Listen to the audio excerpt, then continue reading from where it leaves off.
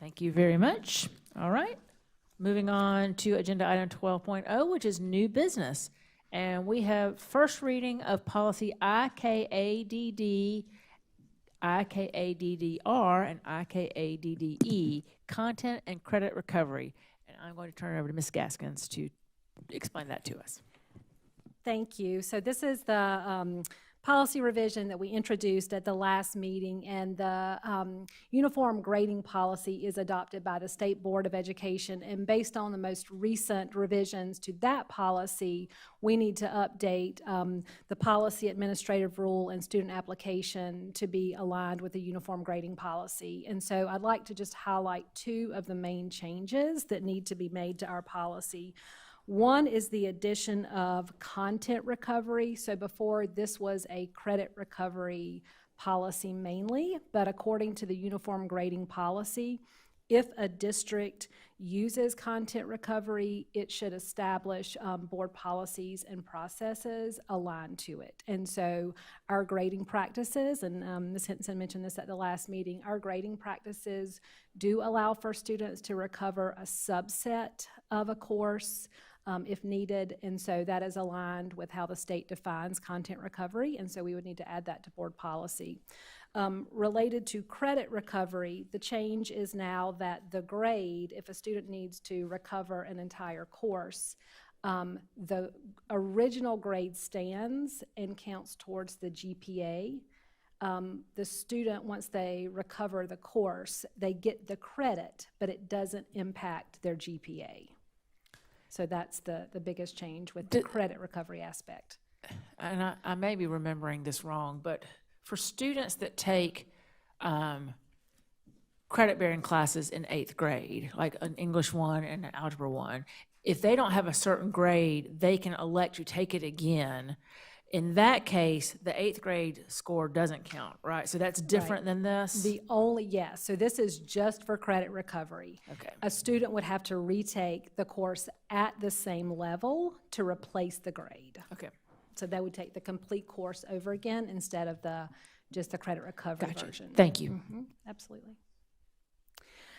So you have tonight again the policy, the administrative rule. The administrative rule does reference our district grading practices, and Dr. Clamp is working with a group right now to look closely at those grading practices. They were first drafted in 2016 and 17 and have had some minor revisions along the way, but in light of what we've learned through COVID and just to make sure we're up to date with those and getting lots of feedback on those, he is convening a group that will be spending this spring studying those. So that content recovery grade will be aligned with those practices. And the student application has been revised also to make sure that students understand that that new grade will not be factored into the GPA. I'd love to hear your feedback or things you'd like for us to consider or to be added to the policy. So during the last meeting, I think Dr. Clamp said that he was getting feedback from stakeholders. Mm-hmm.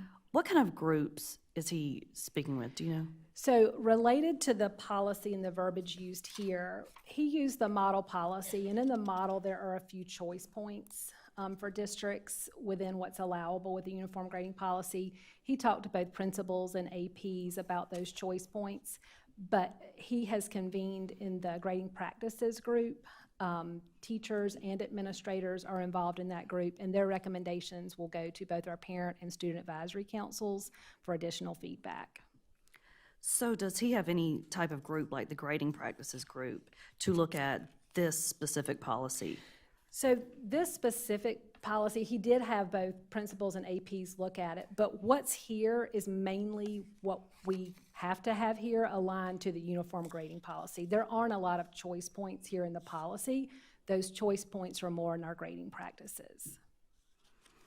So one of the decisions, for example, was like the amount of time. So we'll accept the content recovery up to 3 weeks after. That's mainly based on like when we need the grade in order for it to be conferred and be part of the historical grade. So some of those decisions are kind of technical in nature in terms of when we could allow those grades to be entered. Okay, so as part of that grading practices group, I know I've heard this for years, that is there and this may just be practice, I can't find it in policy, is there a minimum grade that teachers are allowed to give? I've heard 45, I've heard 50. During COVID, 45 was the minimum grade. Now that is the 9-week grade, the quarter grade minimum, but on an assignment, they can give a 0.